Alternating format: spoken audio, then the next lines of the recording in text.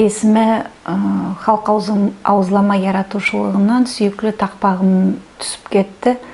Ноғай тілінде сөзің сау болса, басың сенің тау болар дей.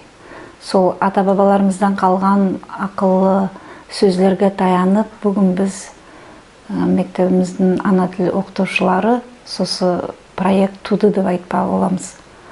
Әрбір балаға тіліміздің шеберлігін, байлығын, біздің адабият бай, терең, оны оқығаннан соң оға ұмтылмай болмайсың деп айтпақ боламыз. Сол көрі басқа ана тіл оқытушыларына да бұл проект ярдам болар да ойлаймын. Белкі соны көріп, олар көзі қызып, ноғай тілін тереңнетіп білмeye шалысарлар, ұмтыларлар деп сенеміз.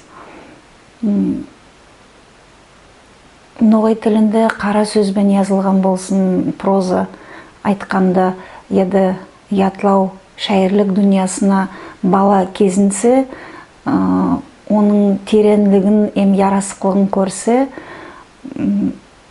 маға көрі парахат ұлтырмас деп сенеміз.